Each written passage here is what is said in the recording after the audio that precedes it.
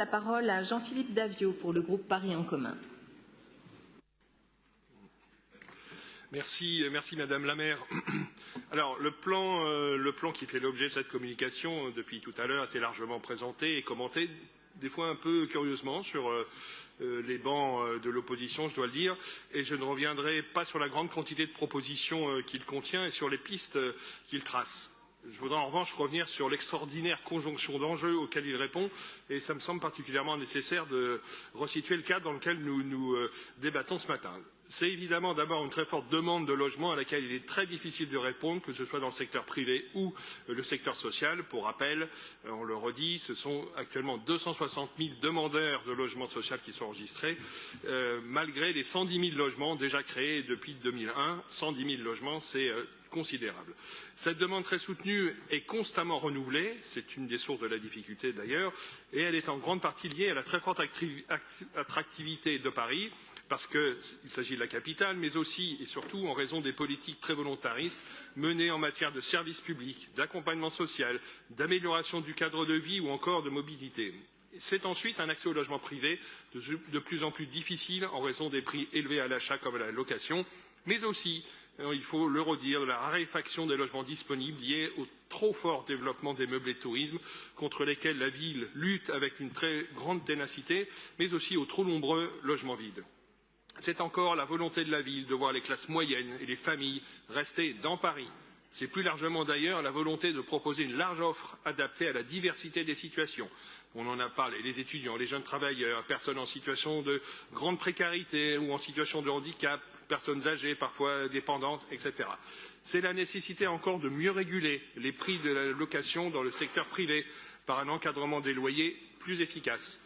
C'est la volonté de progresser encore en matière de mixité sociale, on l'a évoqué, mais il faut encore le rappeler, semble-t-il, mais aussi de répartition du logement social sur tout le territoire parisien, même à l'ouest de Paris. C'est la conviction que nous devons continuer à développer l'offre de logements abordables, 40% donc à l'horizon 2035 de logements publics, alors même que le foncier disponible se fait de plus en plus rare et est souvent maintenant la propriété d'institutions aux priorités financières pas toujours compatibles avec les priorités de la ville.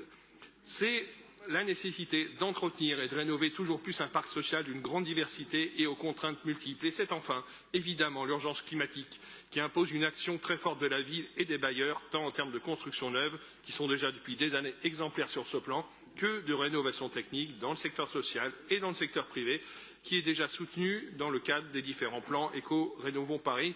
On le voit donc une grande multiplicité d'enjeux à laquelle ce plan doit répondre en même temps. Alors voilà, il s'agit donc d'un plan très complet, en phase avec l'ensemble des enjeux que je viens de rappeler et totalement inédit. Comme l'a d'ailleurs très justement rappelé il y a un instant la maire du 10e arrondissement, ces enjeux sont communs à la plupart des grandes villes, mais prennent incontestablement une dimension spécifique à Paris.